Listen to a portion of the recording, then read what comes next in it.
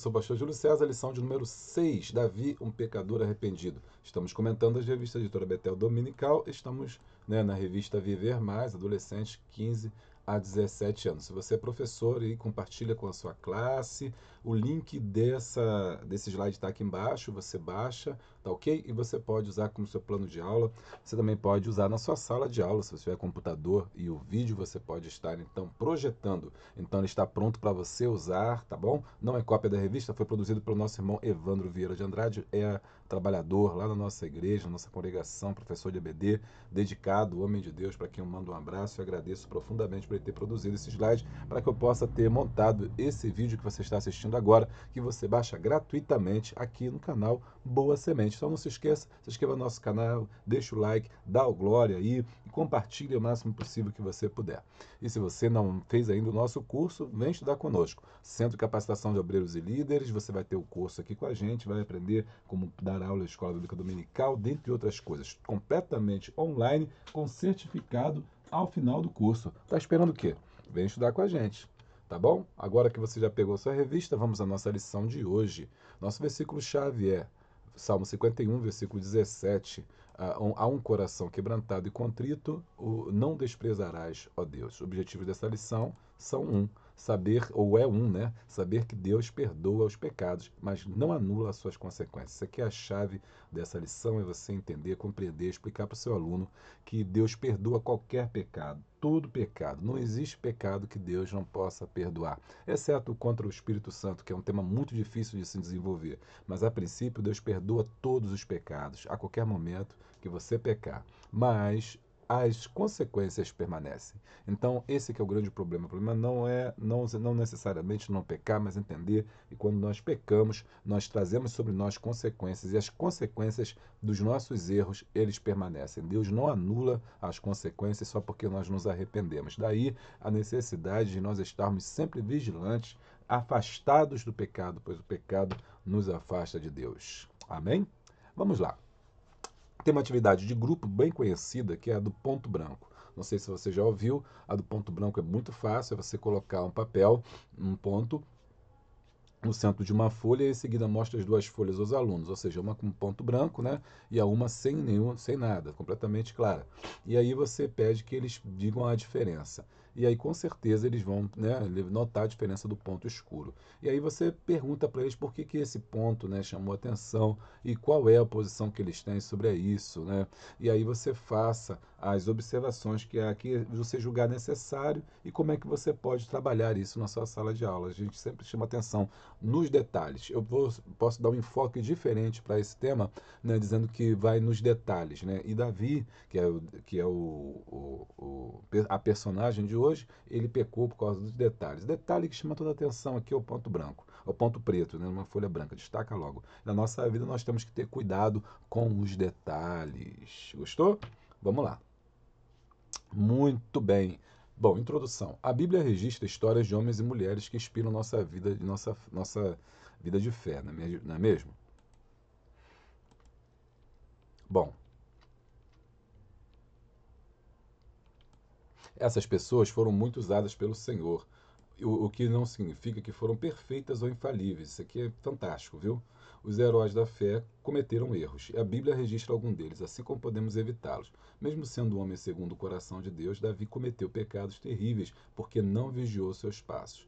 Por outro lado, Davi também nos ensina que um coração quebrantado e contrito pode alcançar o perdão. E é isso aí, a Bíblia ela não esconde o pecado do homem, ela mostra o pecado do homem mesmo. Pecou, a Bíblia registrou, porque a Bíblia não é um livro do homem, é um livro de Deus. Ela não está interessada em narrar a história dos grandes homens, das grandes pessoas, de grandes personalidades, nada disso. Está preocupada em registrar a história da salvação. Portanto, o homem ele é o mero coadjuvante. E quando ele peca, os seus pecados ali aparecem justamente porque é o único livro que registra o pecado do homem. Se fosse escrito pelo homem, com certeza o pecado de Davi, né, esse pecado tão horroroso de Davi não estaria ali. Mas como não foi ele que escreveu, foi Deus que mandou que escrevesse, então o pecado dele está lá. Bom, então essa é a nossa introdução. E o tema que a gente vai estudar é o pecado de Davi, que todo mundo já conhece, os alunos já conhecem, mas enfim, sempre é bom relembrar. O exército de Israel ficou no campo de batalha. Davi, ao invés de estar no campo de batalha, cometeu o erro. Qual o erro? Ficar em casa de bobeira. E ao ficar em casa de bobeira, ele vê Betseba se banhando. Chamou atenção e ele acabou, né, por possuí-la, ou seja, por ter um relacionamento com ela, sem respeitar ali a Urias, que era o marido dela, era casada, né? Então ele acabou seduzindo aquela mulher, obrigando ela a ser relacionamento com ele, porque uma vez que ele era o rei, né? E por ser rei, ele tinha ali supremacia sobre todas as mulheres. O problema é que Davi tinha um harém na sua exposição, milhares de mulheres. Ele escolheu logo a mulher do Urias. Davi então mandou que ela voltasse para sua casa, pensando que ficaria tudo bem, que ninguém ficaria sabendo. Isso é o perigo do pecado, né? Achar que ninguém vai ficar sabendo. Mas acontece que Davi voltou da guerra, né? E ao invés de ir para casa, foi para o palácio. Davi então mandou que ele fosse para para casa. Urias não fez assim, e mais ficou na porta do palácio, não quis voltar para casa. Quando Davi soube que Urias não tinha ido para casa, ele percebeu que o seu plano tinha falhado, que era fazer com que Urias deitasse com a sua mulher e, se caso engravidasse, diria que o filho era dele. Bom, só que Urias não vai para casa e isso deixa Davi transtornado. Davi então faz um segundo passo desse crime, né? Desse pecado. O primeiro foi se deitar com a mulher de Urias. O segundo foi que ele mandou que Urias ficasse na frente de batalha e, portanto, ele foi morto. Essa passagem está lá em 2 Samuel, capítulo 11, 14 a 18, né? Achando que poderia ser encoberto, e então matando Urias, ele ficaria então impune. No entanto, né, no tópico 2 vem o arrependimento. E aí nesse tópico a ênfase é a questão, né, do arrependimento, e como que esse arrependimento ele deve trazer, né, o perdão. Né, o perdão. Vamos lá então. Depois que Urias morreu, Davi oficializou seu casamento com Betseba. Achou que estava tudo certinho, né? Aos olhos de Davi estava tudo certo, mas aos olhos de Deus não. Esse é o perigo. O profeta Natã, por ordem do Senhor, foi enviado ao rei com uma mensagem que deveria lhe ser entregue por meio de uma parábola. Natã então falou ao rei da injustiça de um homem rico, que roubou a única cordeira de um homem pobre e íntegro. Furioso com a situação exposta, Davi lançou uma sentença: digno de morte este homem que fez isso. Natã então entregou-lhe o recado ao Senhor: Tu és aquele homem. Segundo a lei, o crime de Davi era punido com a morte. Levítico 20:10, afinal de contas, ele assassinou o homem. Mas Davi sentiu o peso do seu pecado e se arrependeu profundamente e escreveu, né, o Salmo 51. O arrependimento sincero do coração de Davi levou Deus a perdoar, né? E embora estivesse totalmente errado, ele vai expressar: pequei contra o Senhor, 2 Samuel 12:13. Ele não procurou se justificar, apenas reconheceu o seu erro em uma atitude de quebrantamento. E nesse ponto, Davi, né, ele tinha essa percepção. Ele não ficou se lamentando, mando desculpa, não botou a culpa em Betseba, não botou a culpa em Urias. Ele assumiu a culpa. Ele disse: eu pequei. Quando nós precisamos de perdão de Deus, precisamos de arrependimento. E essa é a tônica dessa parte: arrepender-se. Sem arrependimento não há perdão. Sem arrependimento não há perdão. Muitas vezes pessoas não estão arrependidas, né? Hoje em dia as pessoas não se arrependem mais, perderam a capacidade de se arrepender, né? Fazem as coisas como se nada estivesse acontecendo. Isso não é perdão. Às vezes confunde o perdão com remorso, né? Remorso é diferente de perdão. Explique para a classe que remorso é diferente de perdão. Qual é a diferença do remorso para o arrependimento, né?